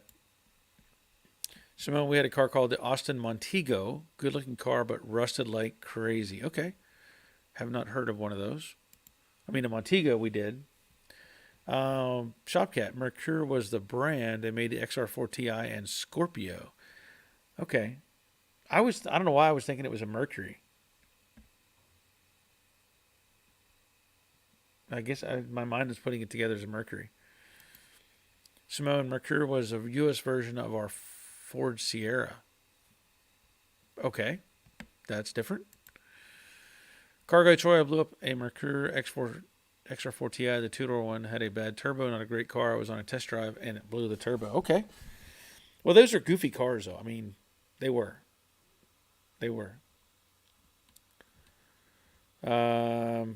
Shopcat. Mercury's rebranded European Fords for the North American market. The XR4 Ti was a Sierra. Okay. Interesting. And Simone says Sierra was sold here as well. Michael Pagliarini, European Ford Escort Cosworth Turbo. Interesting. Dave, when my wife was just my girlfriend, I bought her a Mustang 2 with a 2900, and it was the most difficult car I have ever worked on. I believe that. I believe that. And Dave Conville says, Clark, I got your joke. Yeah. Yeah. I don't know if I can. Yeah, there's no way to delete that junk. Get it off the screen. Bob has sent me another picture of his car. We were talking about the fenders and the work, and let me see. So there is an improved fender over the previous photo that I showed you. So if we go back up, this is what he had done before, and this is what I was talking about with all the bare metal in between. And to me, this is much better. And I see he's got some. Looks like he sprayed some paint on top to spec, kind of as a guide coat. So still a couple little high spots. It may be worth it to tap those with a hammer, just gently tap those in just a little, and maybe put a little more filler on there, and run with it. But you got the right idea. You're doing a good job, Bob.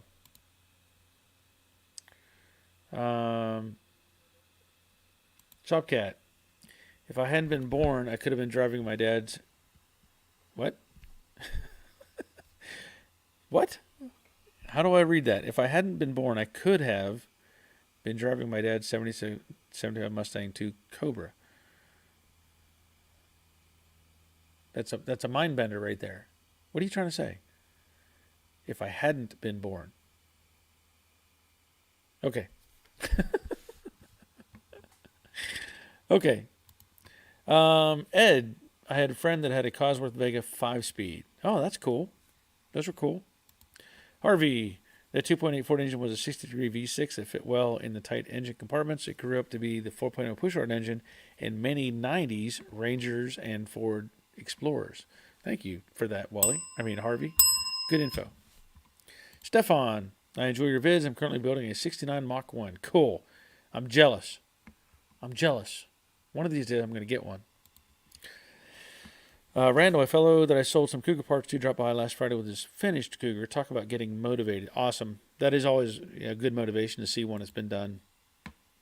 And Robert, did anyone ever see the Chevy Vega train cars in person where they transported them vertically? I didn't see them in person. I saw pictures where they would take those cars and put them on the train and then stand them up on their nose or whatever it was. Yeah. Imagine that. Oh, let's see. Okay. Gene says, hey, all. I got something to talk about with Gene. Give me just a second. Stefan, his dad had to sell him because he was born. Okay, I get it now. I get it. Shopcat, yeah, he had to sell it because of me. Okay, I get it. Okay. I'm glad that Gene is here because I have an offer from Gene. I don't know how these keep popping up. I don't know how they should. Okay. They should just disappear. But I have something to offer from Gene. And what it is, Gene has recently, let me see if I can pull up his email.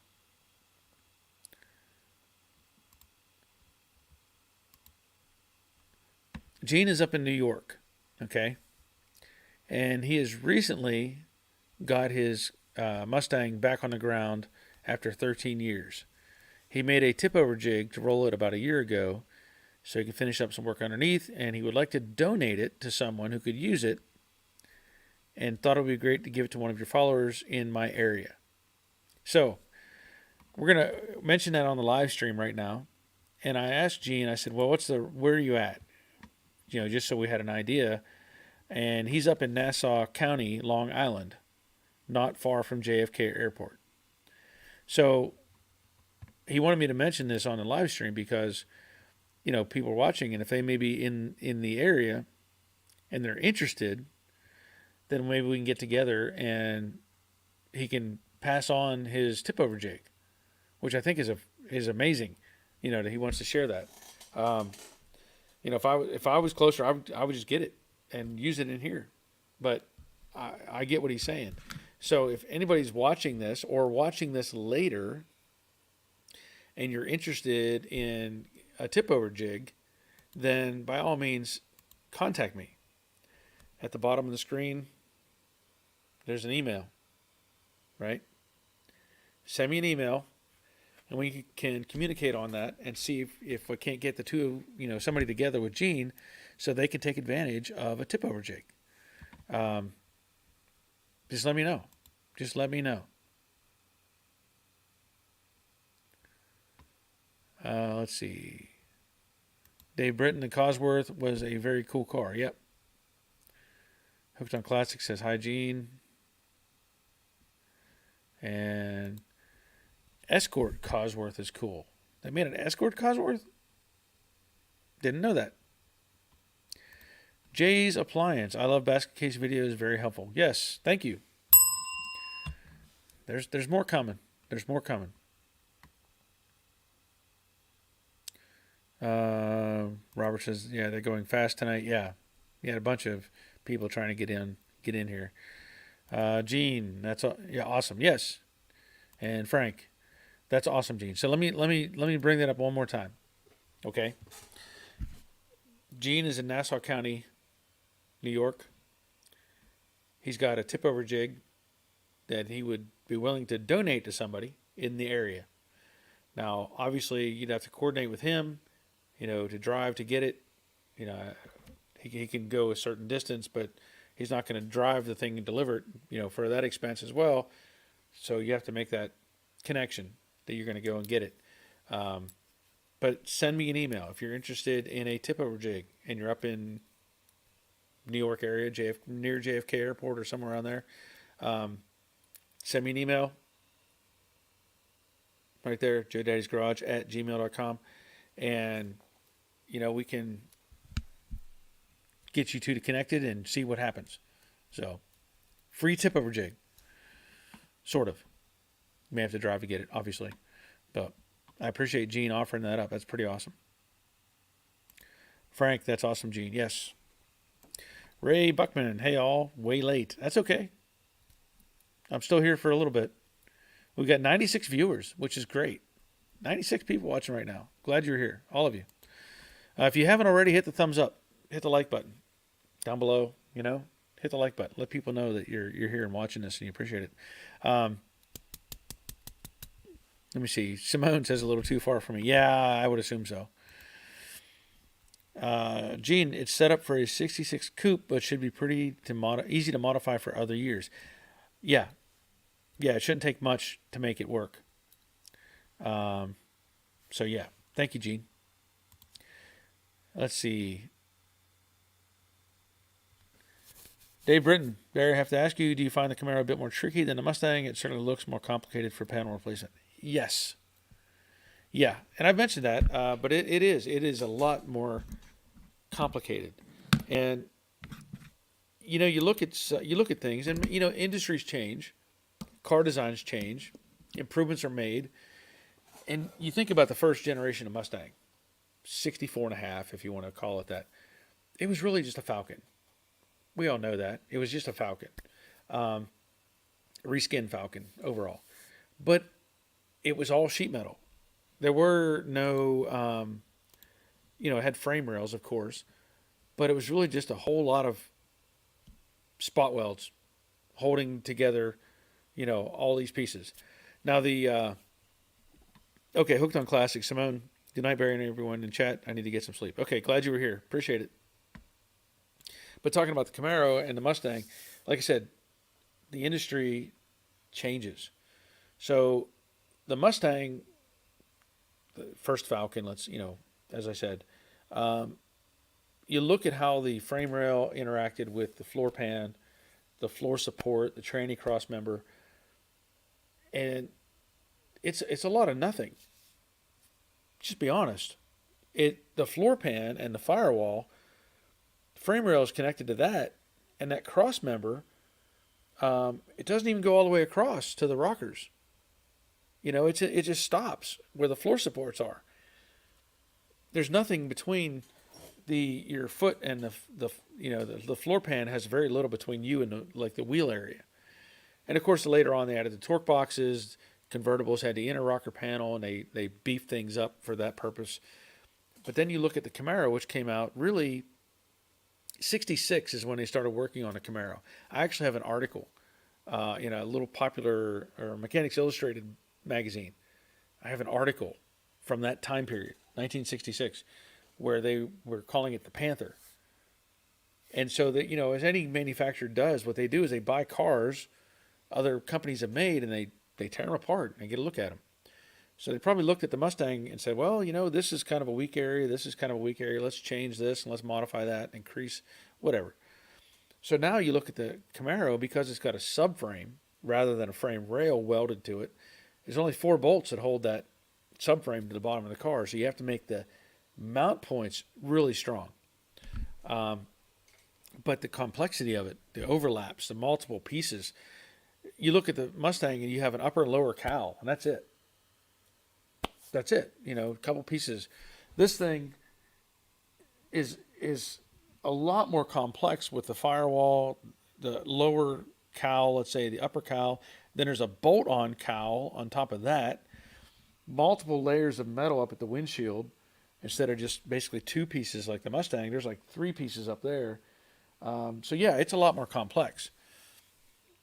But it's a different, approach on the car. So, but yeah, it's a lot more complex. Rick, the tip over jig is something I would be interested in, but I'm not in a position to start a new project just yet. Yeah.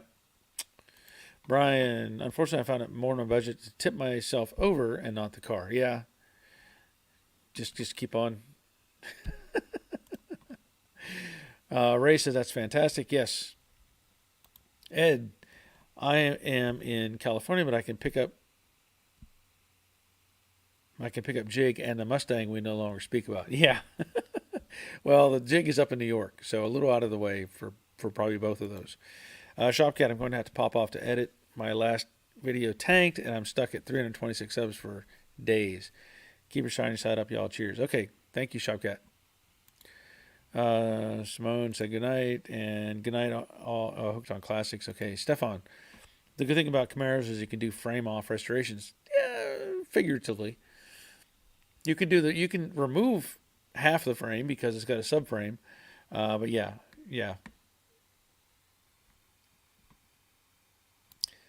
Simone says goodnight. Ray, goodnight. Hooked. Okay, Ray.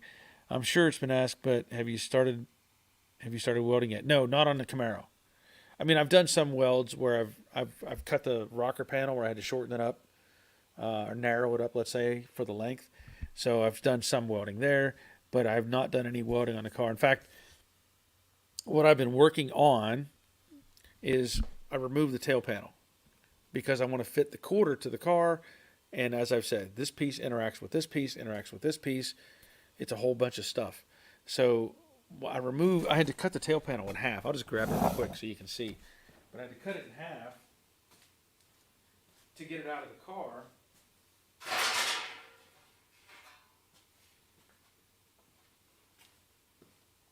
And let me tell you, I don't understand this logic at all. You can see all the holes through all the. There's just holding this section right here. This is an original panel now. This is not aftermarket. This is original. There were 60 welds in this section. 1, 2, 3, 4, 5 welds around this opening. 5.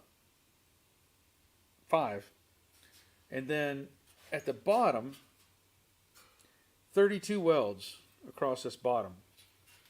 32. You're talking about a spot weld every inch and a quarter maybe. And then you come to the end, and there were the upper piece, there was spot welds where it met the quarter panel. So I counted there's 140 spot welds at least to hold this tail panel on. Compare that to a Mustang. I think the Mustang has like, I don't know, 20? Over 140 spot welds. I don't get it. I don't understand why they did that. Doesn't make any sense. Gene, I got on late. You may have covered it, but I see a new standard behind you. Are you happy with it? Oh, the SCT? I have not. I just bought it today. Just bought it today. So I will be trying it out soon. I will make a video about it. So I'll have to get it, get it out and start playing with it. Robert, they were paid by the well. They must have been. They must have been. Doyle, do you use Clecos? I just got some from my work. I mean, I have Clecos, but I don't often pull them out and use them because I'm more about using like vice grip clamps. Just kind of what I've gotten used to. Because for me, if I'm using a Cleco, I might as well be using a sheet metal screw. Just because it's something, because I'm going through a small hole. If I'm prepping a panel, and I get it, it works. But if I'm prepping a panel for weld, I'm going to have bigger holes, and the Cleco's not going to do much. You have to have a matched hole for that Cleco to hold the piece in place. And then what do you do? I mean, it's great for kind of mocking stuff up, but you're not going to weld it unless you're doing a perimeter edge weld. And then you got to come back and fill the other hole in. So it just kind of doesn't cooperate real well, but I have used them on occasion.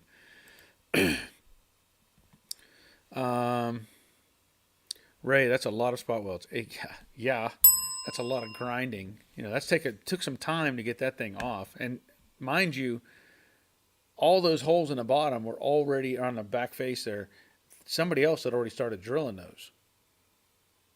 Somebody else had started this work.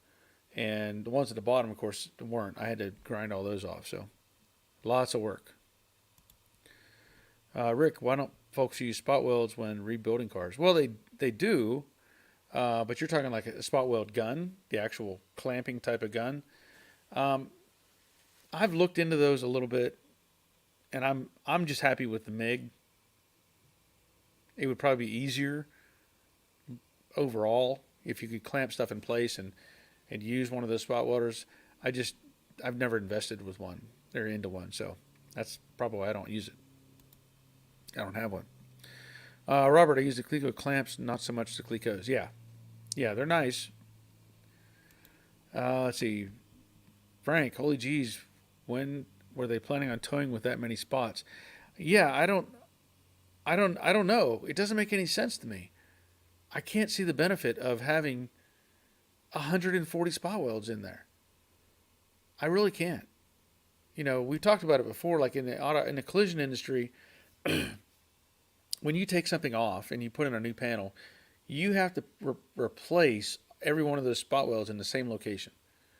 You can't add one and you can't take one away. You have to have the same number of spot welds. Because if there's ever an accident, one of these lawyers, they look at the car and they discover there's either one missing or there's an extra one. They could sue you and say it's your fault that person died even though he hit a freight train because you put in or removed a spot weld. I'm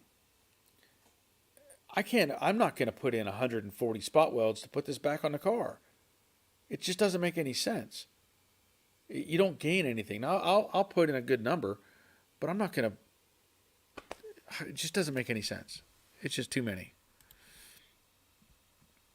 Car guy, if I thought a Mustang cowl panel was bad, that's ridiculous. It is. It is. It's the back of the car. It's not. Yeah. And Robert, a big enough spot welder to do those welds is really expensive and heavy. They have supports that hold them up when you move because they're so heavy the little ones don't get hot enough. So there's a good example, Rick. What makes it difficult to do the spot welding? Because they are. If you ever looked at like Harbor Freight, they sell those things. And it's a heavy machine. So if you're trying to do 50 spot welds and you're trying to hold that thing and work it into a gap or whatever, it could be very cumbersome and difficult. So good point, Robert. Good point. That was the other thing I was talking about with this tail panel. I had cut off the upper half.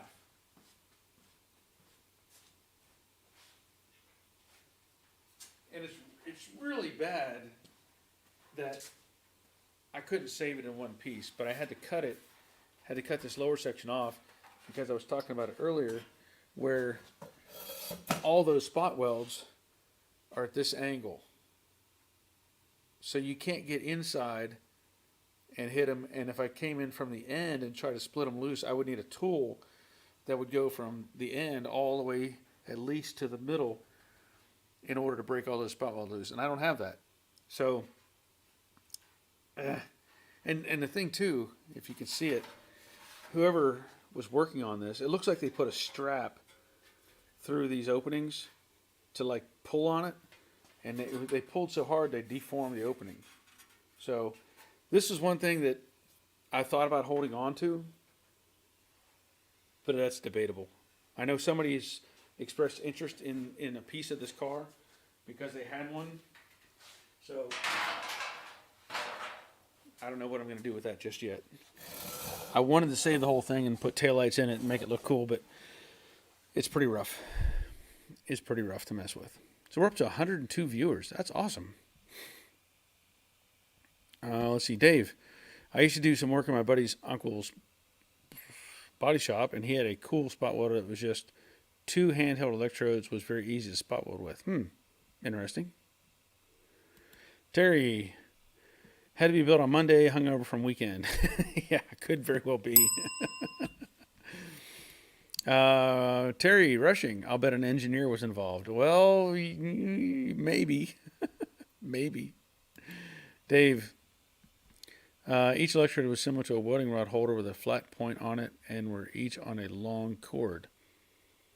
That would be interesting. That would be interesting to see. 1776 restorations. I did the forward firewall on my 65 VW Beetle. One side had 30 spot welds. The other side had 100. You could tell one guy was hungover when they ran that down the line. Yeah, I pointed that out in a one of my Mustang videos. They had done, I forget what the count was, on the rocker panel pinch weld at the top. One side had like 42 spot welds, and the other side had like 27. No rhyme or reason. No rhyme or reason to any of that. Chuck's Garage. I have a 67 Camaro that had quarter panel skins hung crooked. Where would I measure from to make sure the new ones are straight? One side is higher than the other. Ooh, that's a tough question. That is a tough question. The thing...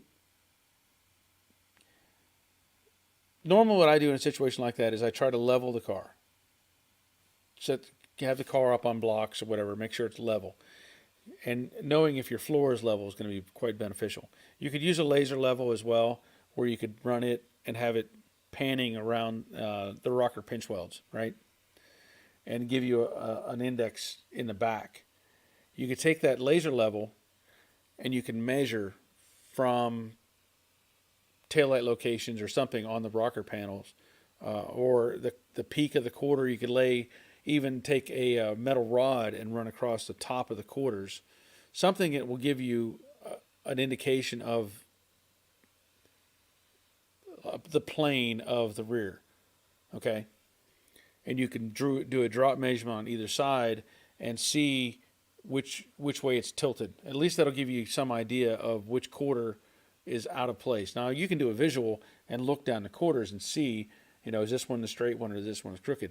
But create, if you can get a laser level and use it, lay out the lines and do measurements that correlate to the laser level.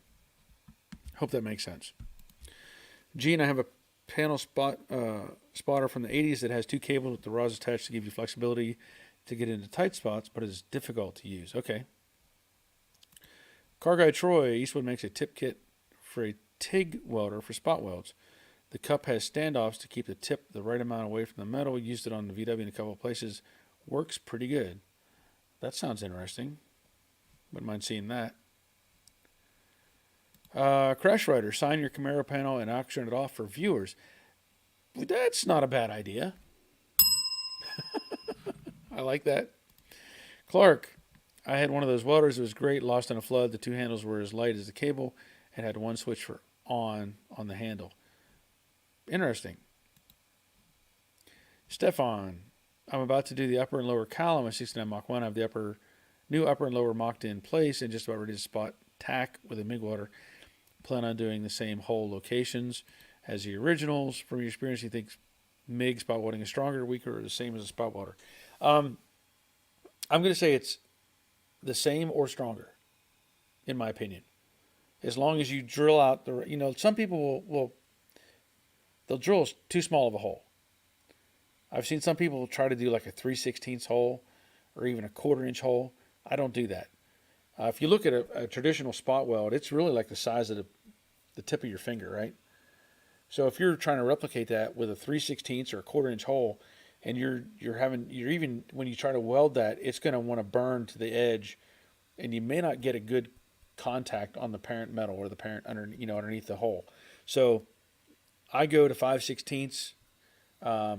In some locations, I might go as big as 3/8, especially if it's on the rocker or something where I really want more structural integrity. And then I'll start in the center and weld to a spiral out of the hole. You can do it two ways. You can start in the center, burn into the parent metal, spiral out, and catch the edge of the new hole. Or you can start at the edge of the hole and spiral in and backfill it. Either way, it's kind of the same process, but I'm going to say it's just as strong, if not stronger, than the factory spot welds. Okay, this has been good. We're at 2 hours, and I usually call it quits at 2 hours. We still have 96 people watching. Fantastic. I mentioned earlier that if you are interested in a tip-over jig in Nassau, New York, in that area, that you can send me an email, and it's at the bottom of the screen there. One of my viewers, Gene, has a tip-over jig that he wants to give away, and if you're willing to travel to pick it up, you can get it. So send me an email if you're interested, and we can hook you up and get you going. One more question. Pop says, I got a 79 trans. It was my dad's that I need to do the bottom of the quarter panels and love this video. Definitely give me more input. Okay, good. All right. Great. Okay, so I'm going to call it a night. Let me pull this off. Pull this down. Roger, you guys been busy. Thank you for the help. I'm tired of these clowns coming in here and trying to ruin, a good thing. But I appreciate you guys and anybody else who's participated in getting rid of the junk on here. So thanks all. I look forward to getting another video out on the Camaro. It'll be this weekend. It'll come out probably Saturday. Trying to get stuff done. So I know I have to plan that out. But that's my plan right now, is to try to get a video out by Saturday and hopefully cover some more ground on the project. But thanks for being here. I'll be back. I can't do this on Thursday. Schedules have been changed. So I will be back on Monday night at 7. If I do decide to do one on Thursday, it will be a notification so you can see it. It would be at a later time, though. I can't do it at 3 o'clock. But anyway, thanks for being here. Have a good week. And until next time, take care of yourselves. See ya.